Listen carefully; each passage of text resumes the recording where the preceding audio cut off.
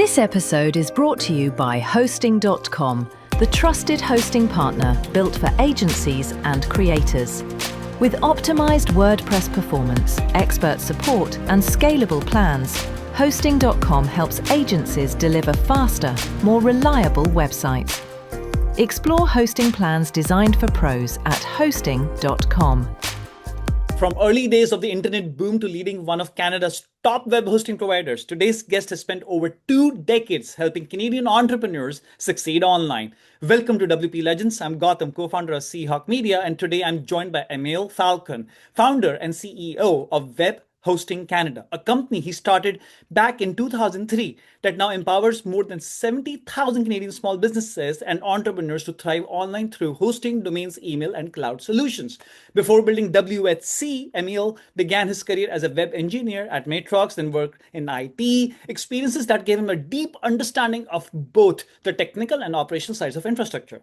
Over the past 20 years, he's guided WHC from a small local host in a trusted national platform and an icon accredited registrar known for its committed to performance support and empowering Canadian digital growth. In this episode, we'll explore Emil's journey from early days of web development to running one of Canada's leading web solution companies, how WSC continues to evolve in a fast-changing hosting landscape, and what the future holds for hosting, AI, and digital entrepreneurship in Canada. Emil, welcome to WP Legends.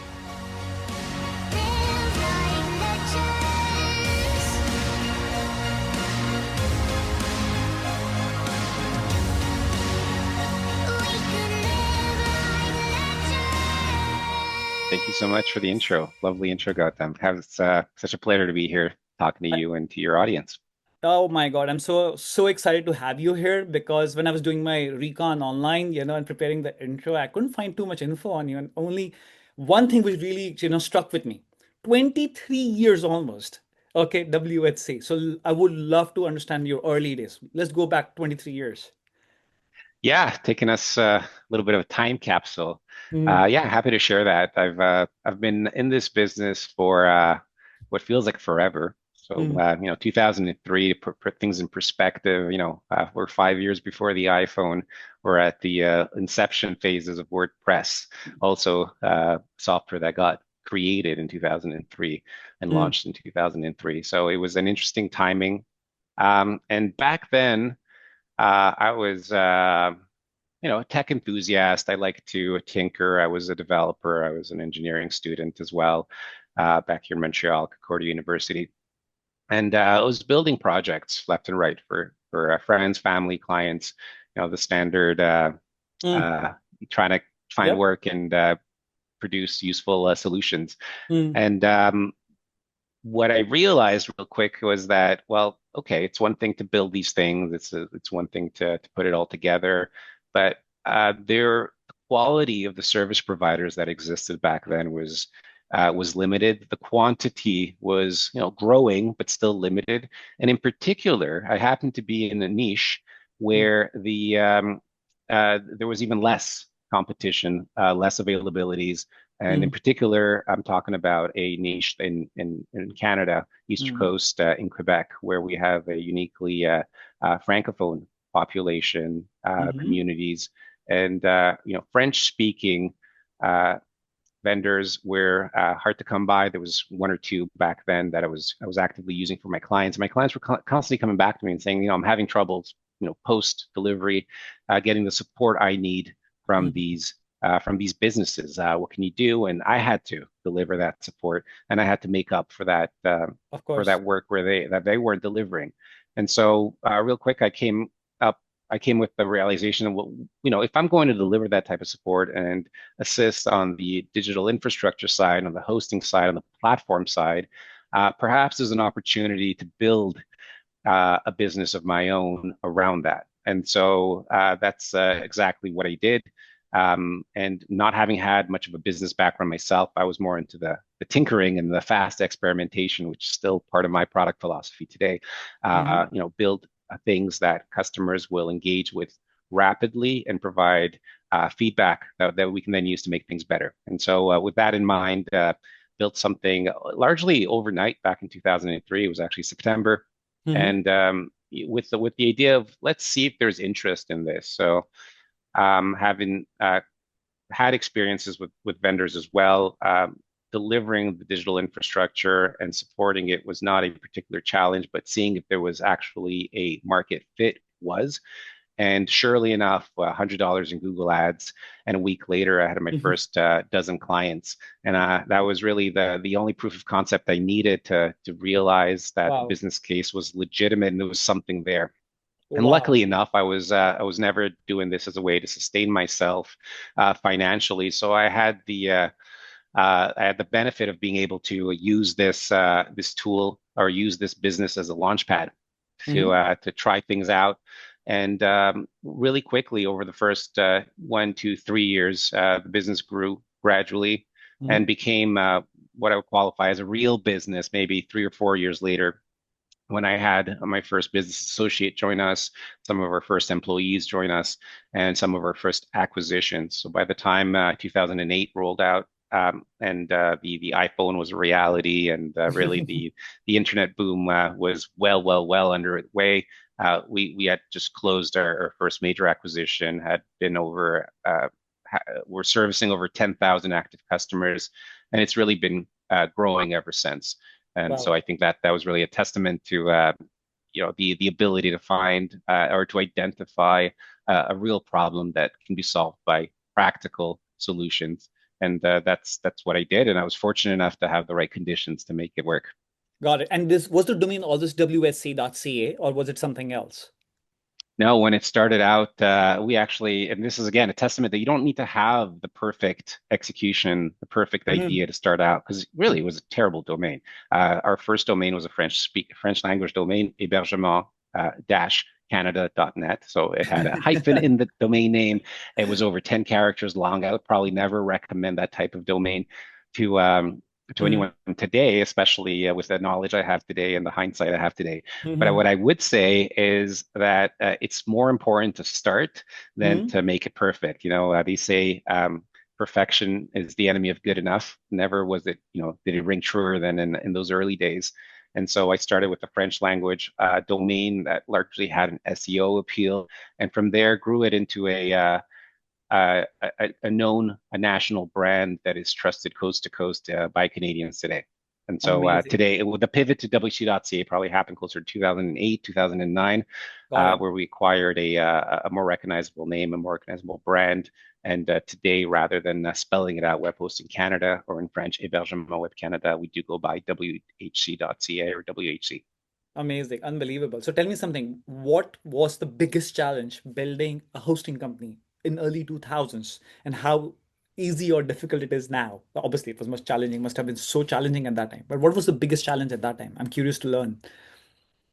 It's a good question. There were obviously we were seeing challenges on all sides, from customer acquisition to service delivery, uh, Servers, to servers, to maybe. server management, Yeah. to managing the technology around it. We were always lucky to work with technological partners that were able to drive us. I'm sorry, there's this fly Mm. that seems to like to land on my face, but there's been we've been lucky to work with tech partners that have been really instrumental in delivering the technical expertise until we were ready to build out our own. So early days, really working with trusted partners, I think, was the most essential part of the equation. Got And it. then by a few years in, once we started to scale up and we've reached 10,000 customers, customer service became a challenge. Hmm. Um, Delivering quality of service became a challenge.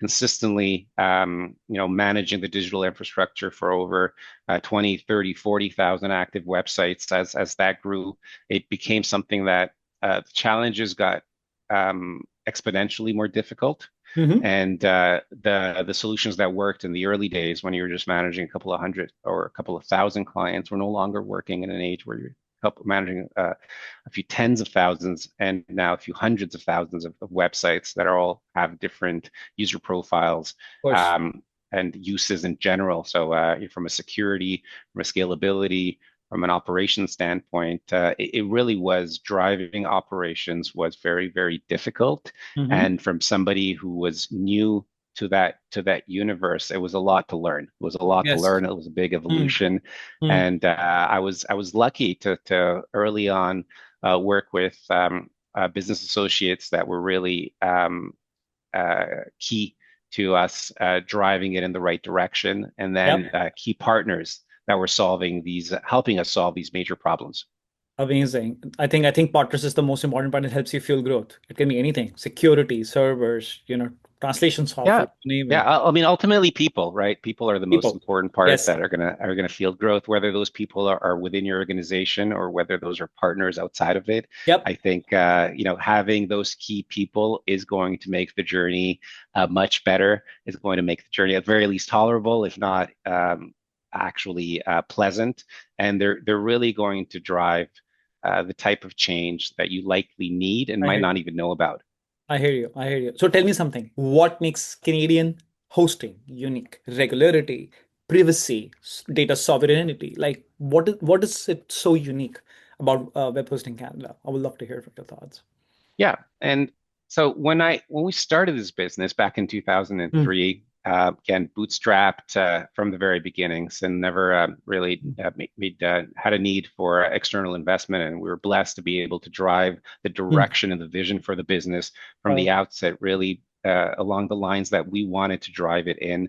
And the original kind of business case for the brand and for the business was to deliver local Okay. services, and that Okay. meant services adapted to our clients.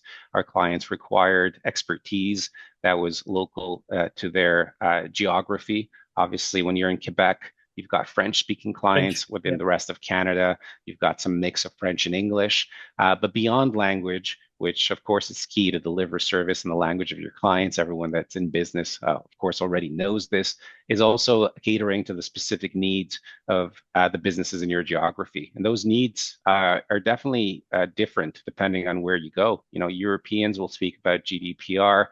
Yes. Um, Americans will speak about the Cloud Act, or will speak about other, other factors that are important to them. In Canada, you've got specific frameworks that manage the types of activities and how you operate your business within the borders Mm. of your country. And of course, in Canada, we're talking about frameworks like IPEDA and other important frameworks that will guide what you should be doing in order to protect your data, and how you should be protecting that data when it's transferred outside of your country, or how you should be managing that data within the confines of your digital infrastructure. I And agree. since 2003, I think that the big change really happened, I would say, in the last decade or so, around digital sovereignty. Digital sovereignty was a concept that um, had been present for a very long time, and it's essentially built on the premise that as a nation, or um, as a population, you want to be able to make choices that Mhm. are going to benefit the people that are within the country, or within your region, or it could be a province, could be a municipality, etc. Mhm. Mhm. And while minimizing and mitigating external factors and choices that are maybe important to others.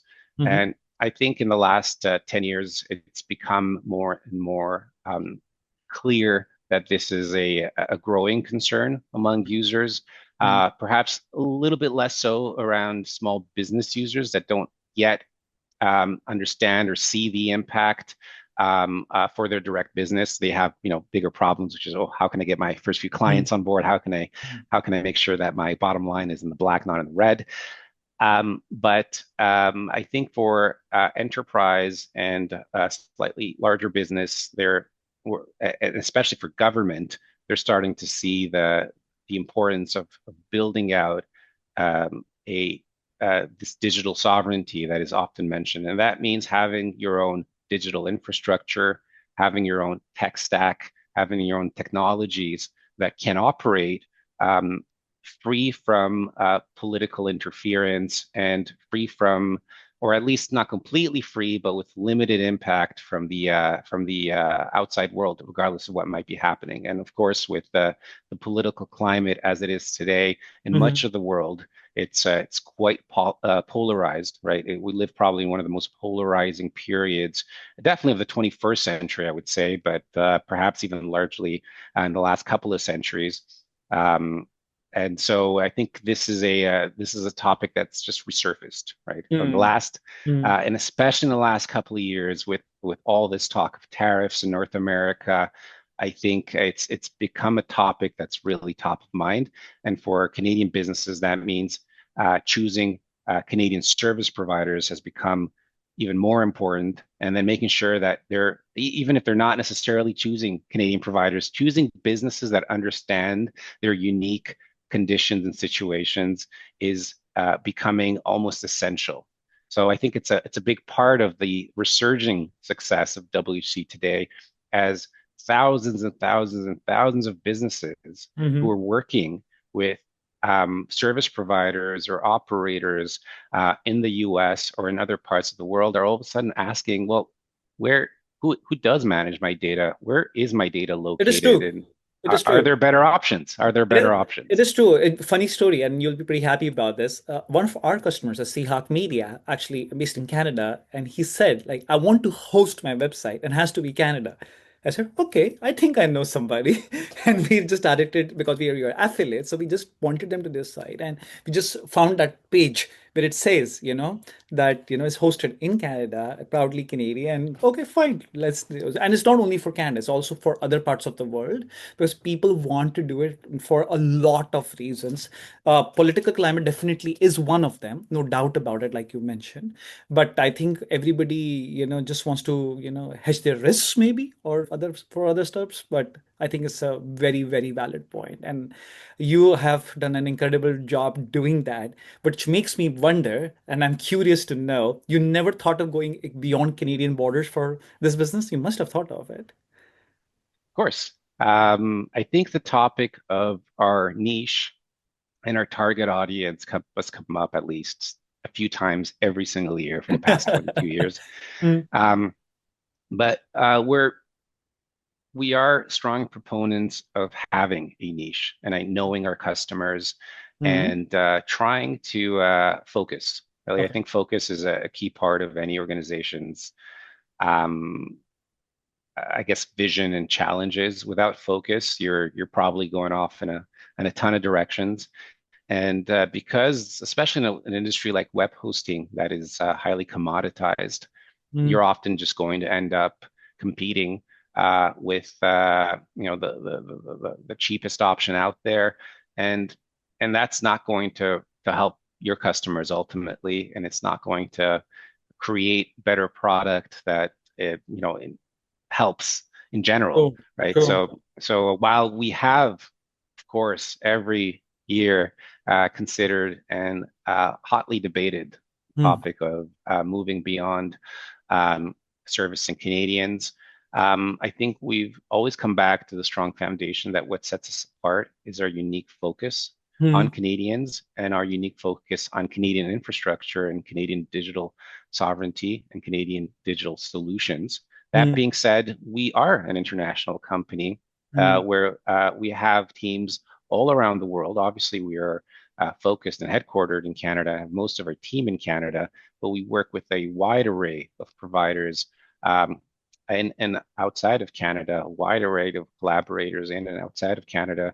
And we always put our customers first. So if there is a solution out there that isn't Canadian in nature or Canadian owned and operated, it doesn't mean we're not going to leverage it, but it will mean that we'll always look at, well, what's out there within the Canadian borders? What type of innovation is available within Canada? How can we make that something that's at least also available and perhaps put to the forefront so that we keep highlighting Canadian innovation and Canadian solutions, but ultimately deliver the best product we can to a Canadian audience.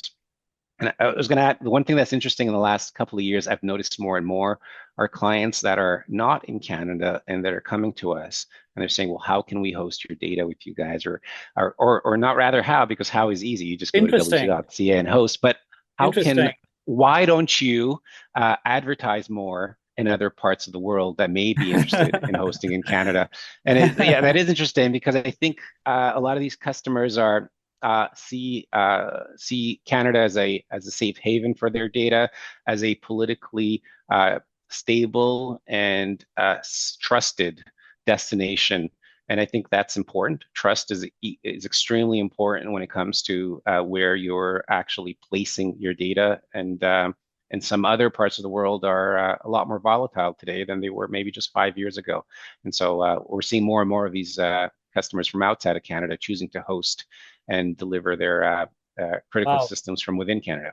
Very interesting, especially I would say France as a country, for example. You have French-speaking teams. You're based in Quebec and whatever. Like, I think that's a power move. You should definitely look into it because see, it's Absolutely. incredibly rare for somebody running a company for 20 plus years. You're doing incredibly good job doing that.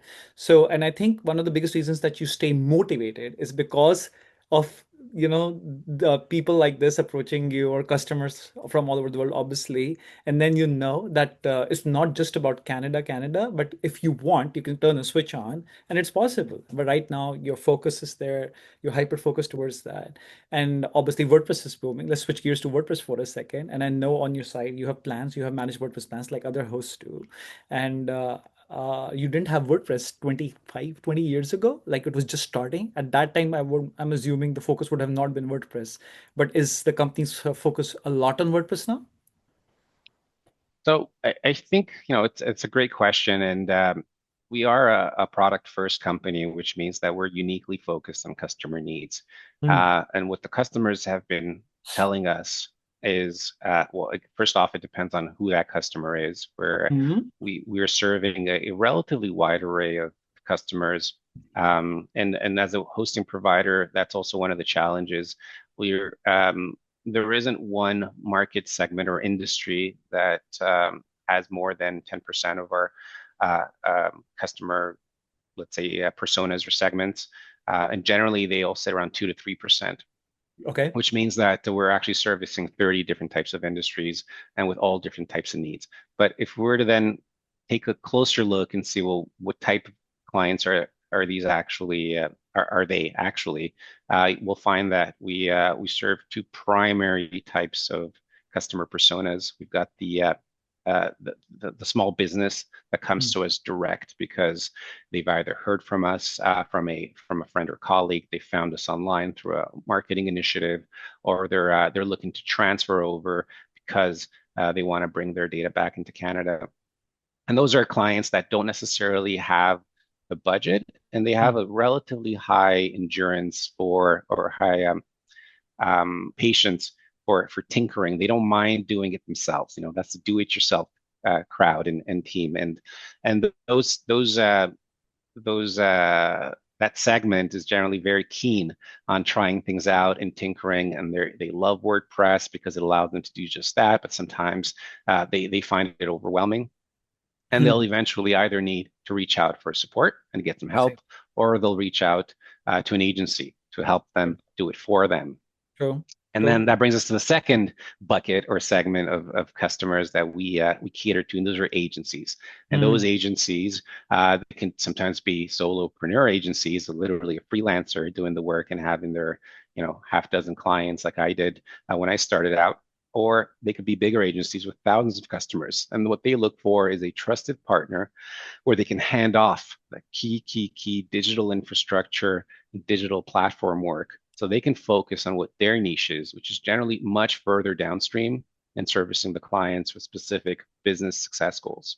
Mhm. And Mhm. so I think at WHC, WordPress has been a key part of that solution because clients have been asking for it. They know and trust WordPress. It's become and this was a long time ago that it became this. The first 10 years of WordPress's growth, it really established them as the dominant player in the website ecosystem. And since then, because of that dominance, it essentially created this ecosystem of trust and reliability. So people have built out expertise working with WordPress. They now trust it as a framework to manage key elements of their business, and they appreciate the extensibility it brings and the portability it brings. So they know that it's their data. They have it on a server. They can move that around if ever they need to, and they can expand it in any which way. So I think our customers have been telling us, hey, WordPress is a great solution that we want to build on top of. And we've been trying to deliver just that. So we've been building our WordPress product for now over 5 years. We have a managed WordPress experience that is uniquely focused on Canadians, that allows them to do all the fundamentals that they would expect from a managed WordPress, including rapid installation, rapid website creation through AI prompts, rapid AI management, so that they can actually use a prompting as a method for bypassing some of the more complicated mechanisms that they would traditionally have to do to do something as AI-powered WordPress, as what you call it now. AI-powered. AI-powered WordPress, exactly. Yeah. And I think, but ultimately, what it also comes down to, because they could build AI-powered websites with any Mm. ecosystem, and there are probably hundreds of them that exist by now, and dozens popping up every other week, right? So why do clients keep coming back to WordPress, or why is WordPress continue to be the go-to? And I suspect will continue to be the go-to despite the age of AI and the age of lovables and cursors and other vibe coding mechanisms, is because once you're used to building out your experience, you want that familiar interface that you can trust and that you can bring in talent in to actually help manage and modify. So I think the relevance of WordPress today is actually higher than ever, because it gives you that framework that you already know and Mm-hmm. trust, and Mm-hmm. you can build stuff into it and on top of it, while keeping a hold of and continuing to have that data reside locally and have it be yours. And I think that Full cannot be ownership. understated. Yeah, Absolutely, full ownership. ownership, full ownership. And I think that's incredibly, that's the reason why people keep coming to WordPress all the time. And I don't know if you saw the news, I'm sure you must have, like last evening or it was day before, the Shopify and WordPress plugin. I don't know if you saw that news. What do you think about that? Yeah, absolutely. I think this is a natural evolution of e-commerce, and it comes back to really data. What Shopify built out, in addition, well, they have a couple of things that are baked into that announcement, including the ability to promote your products within a different ecosystem. Ultimately, that's what it is. You're taking your products, you're able to promote them within an ecosystem that just happens to be ChatGPT today, could be Yeah. Claude tomorrow, could be Perplexity. It really depends where the user is. But underneath all of that is actually something a lot more interesting happening, which is there is this standard that's being built out, and it's essentially a standard that every major AI provider right now is building out on their own. So ChatGPT has their own APIs and interfaces and Yes. and methods that you are able to communicate with in order to get your website products or services readily available to be not just kind of learned about within ChatGPT, but consumed, which means right now, the definition of consumed is still quite light, but I think Shopify's brought it a little bit more, one step further, because consumed is now you can view the listings, you can compare them perhaps within different shops, and you can purchase. But what's going to happen very soon is that any ecosystem, e-commerce ecosystem, will be able to deliver its payloads, its data in similar ways, right? So Shopify might have had an early start here in bringing in that data into a popular AI ecosystem like ChatGPT. But really, if ChatGPT's interest is to connect users to answers, a little bit like Google's mission statement was earlier, or still is today, and I'm sure Yes. they're also striving towards the same thing. They're all ultimately going to want to allow everyone to to deliver and provide them insights and provide them data that they can then consume and present to your users. So I think WordPress is actually uniquely positioned to be a good player in that realm, because you'll be able to manage your data with WordPress. And what I suspect over time is going to happen is you're going to have less people consuming your website content, products, services, purchases, management directly on your website, although there will always still be those people like consuming those services through a browser on your website, and more of them consuming your services and your data through other ecosystems, just like Amazon did it to retail and to shopping.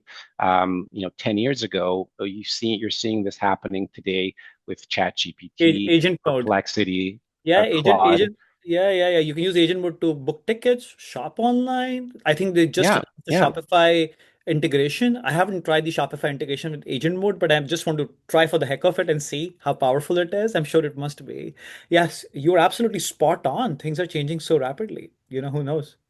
Yeah, absolutely. So I think it's just a matter of time until um, really data takes center stage, and you're more focused on, well, what is it I'm actually delivering to the end user, and packaging that in terms of bite-sized, actionable activities and concrete data that it ties in with. Because where you're going to be consuming or executing those activities is going to be uh, different. It's going to be in a different place than where it was the last 10 years.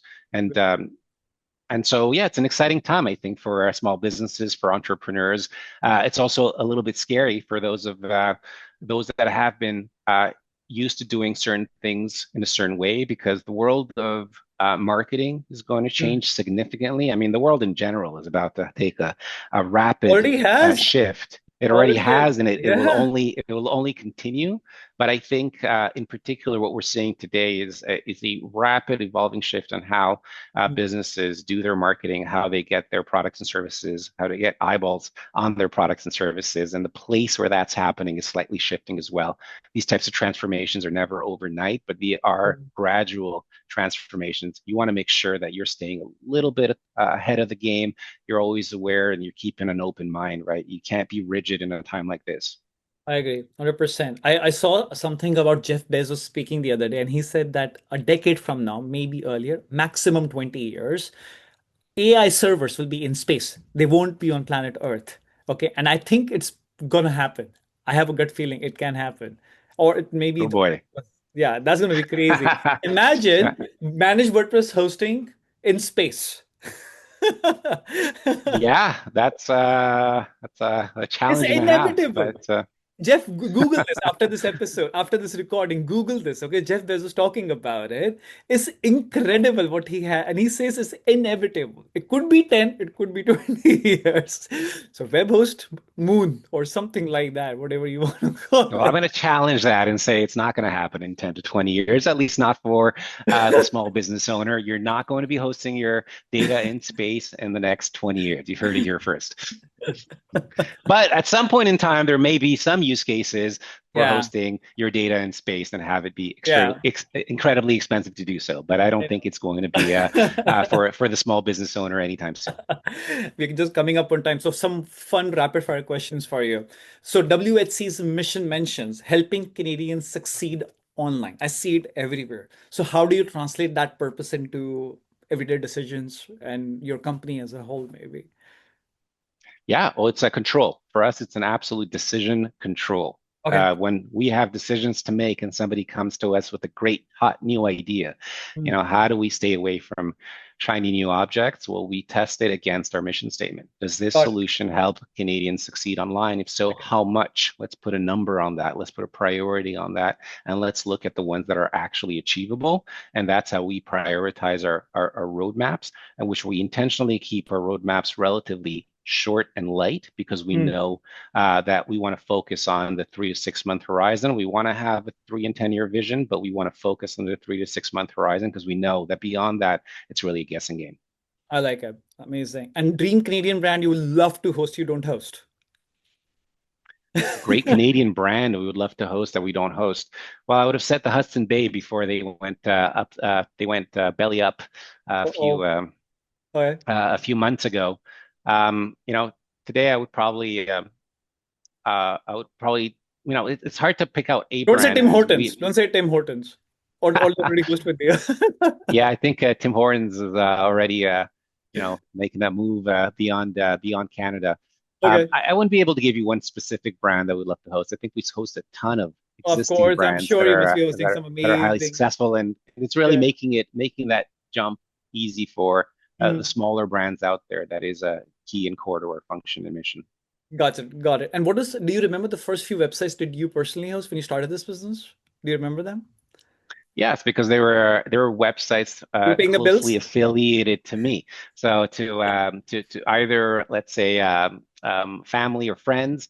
And Hmm. so I remember Obvious. one of the first Hmm. websites that not only we hosted but I helped build was a online learning college that we had to not only bring into the digital age because they were still doing distance learning courses by postal mail, but we built out their entire business online, and including course delivery, grading, automation, et cetera, and then had it hosted, of course, on our servers. And Got that it. was a really a great testament to sort of the power of digital transformation.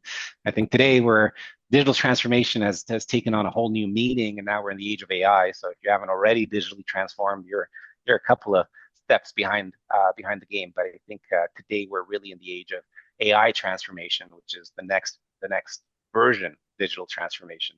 But Amazing. definitely those early days, How a old were couple of you? big. How old were you when you started this?